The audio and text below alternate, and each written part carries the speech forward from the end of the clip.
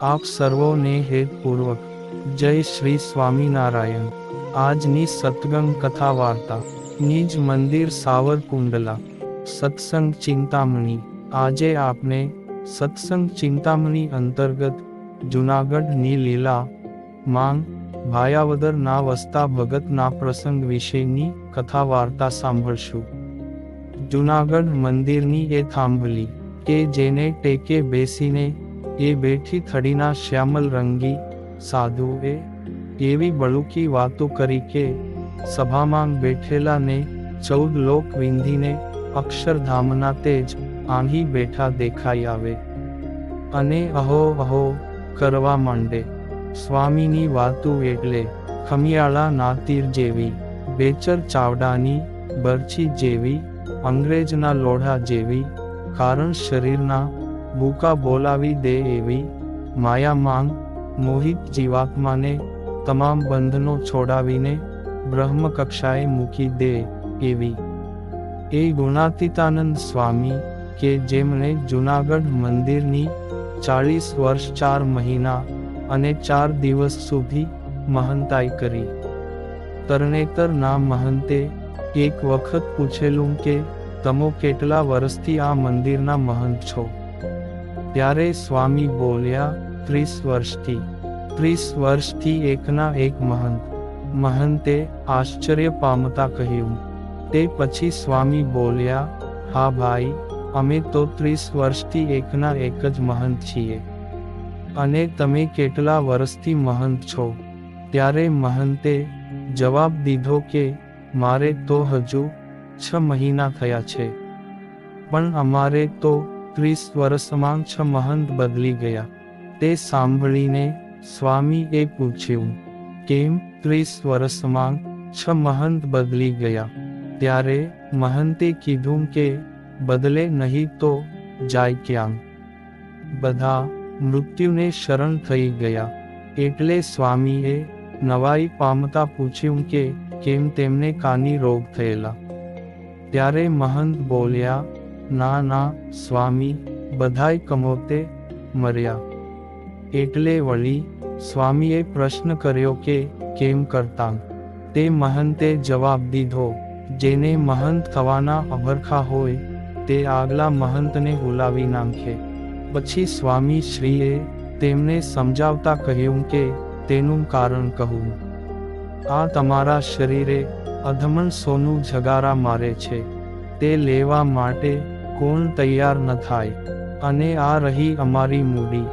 આમ કહી સ્વામીએ પોતાની ઝોળી મંગાવી અને ખાલી કરી તો લાકડાનું તિલકિયું ને ખહરાની મૂર્તિ।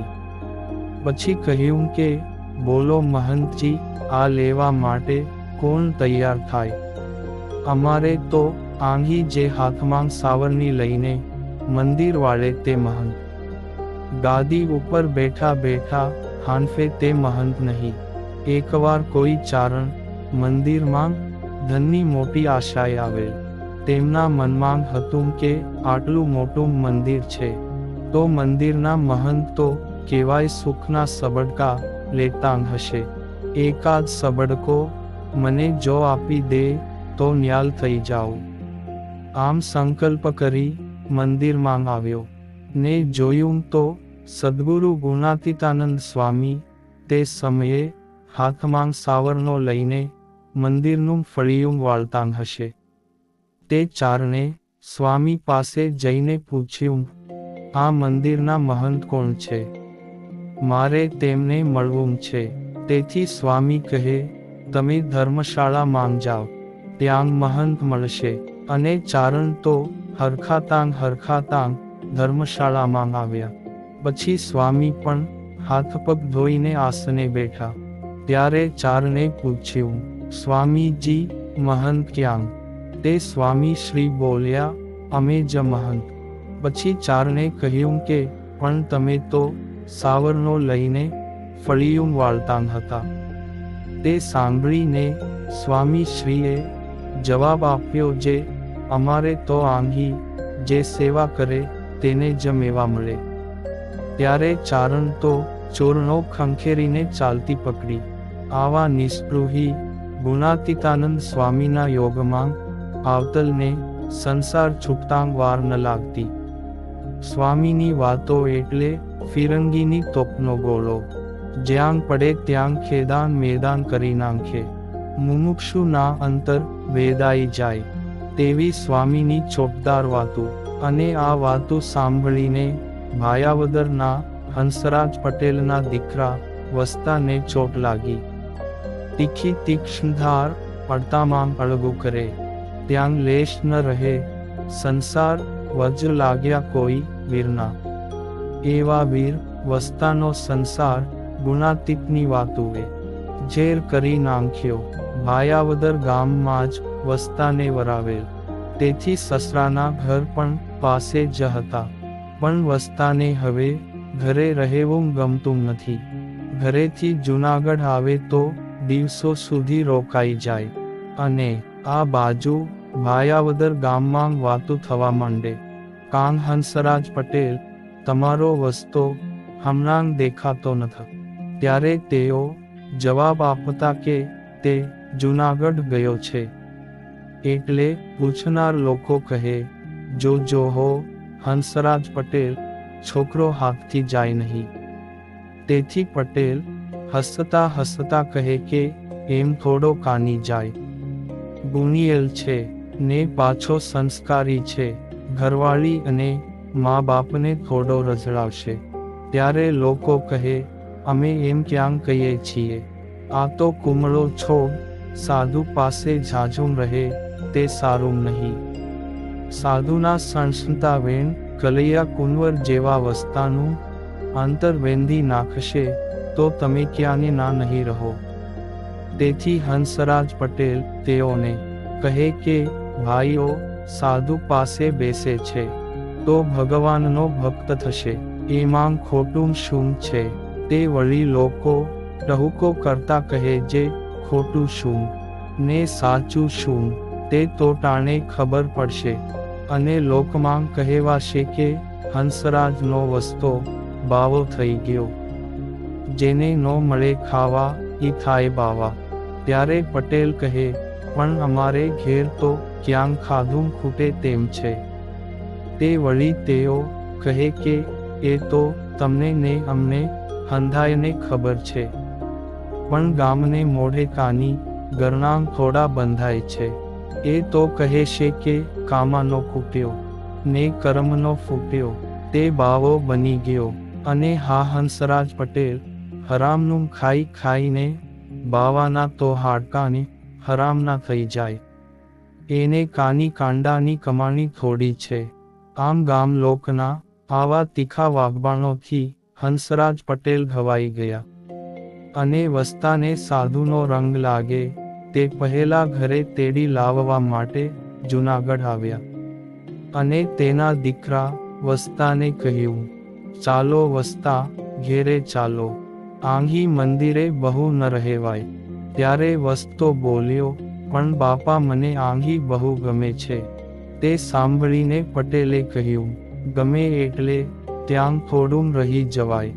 તે વખતે ફરી વળતો જવાબ દીધો કે બાપા, મારે તો આંગી કાયમ રહી જવું છે. વળી મારે સાધુ પણ થવું છે. અને સાધુ થવાની વાત કાને પડતા જ હંસરાજભાઈ નું હૈયું ધબકારો ચૂકી ગયું.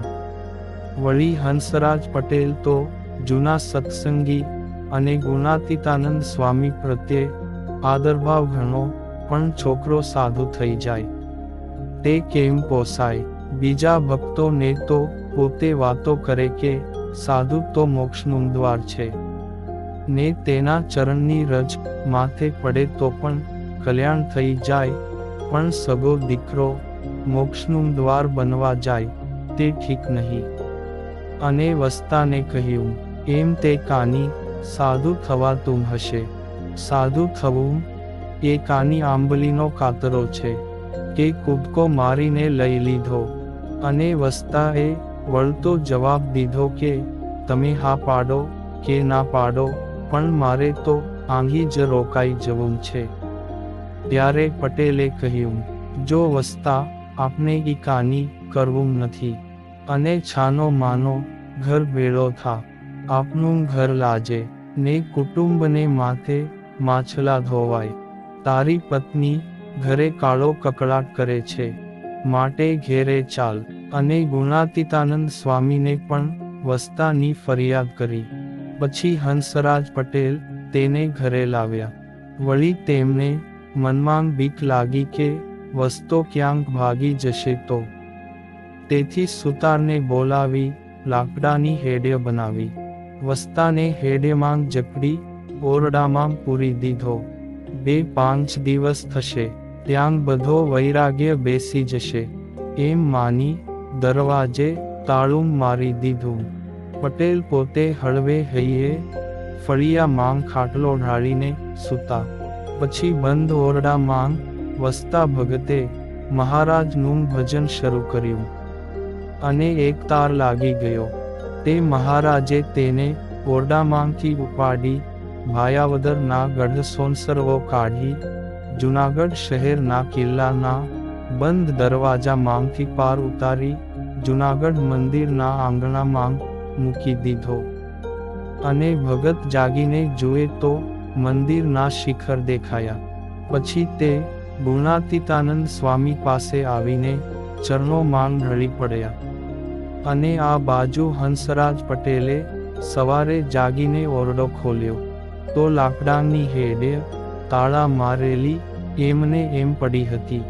ઉપર નળિયા, ખપેડા, વળિયું ને દિવાલ પણ સાજા. તે મનમાં વિચાર કરવા લાગ્યા કે આ વસ્તો ગયો ક્યાં.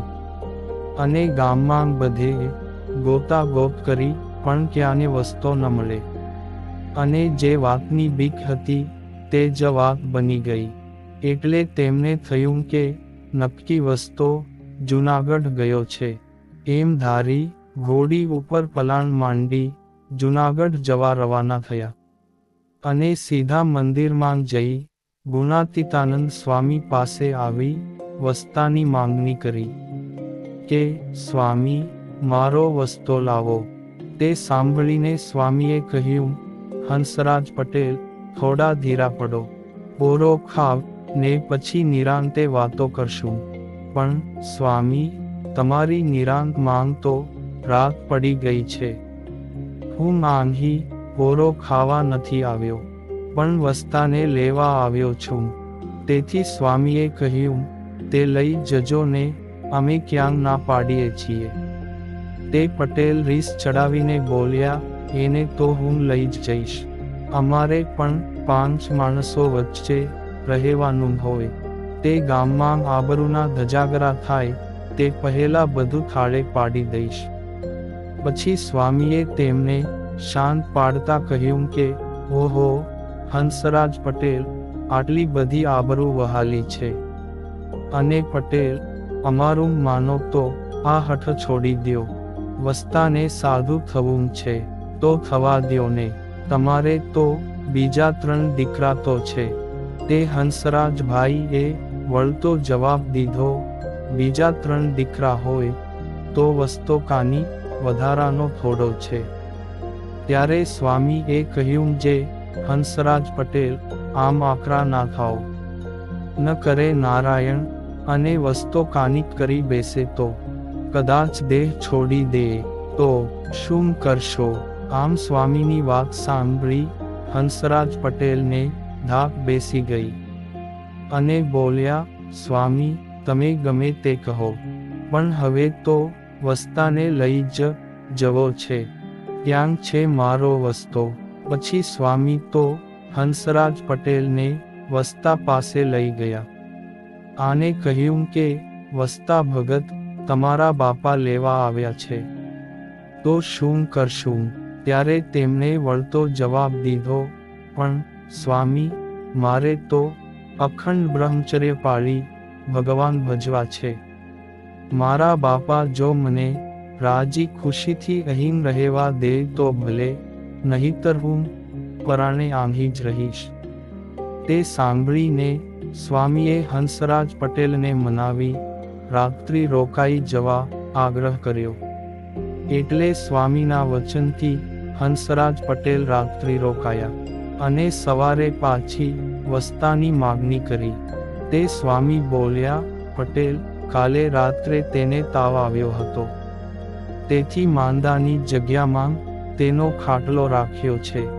દવા ચાલુ છે, અને સાજો થાય ત્યારે લઈ જજો. એટલે હંસરાજ પટેલ વસ્તા ભગતના ખાટલા પાસે આવ્યા.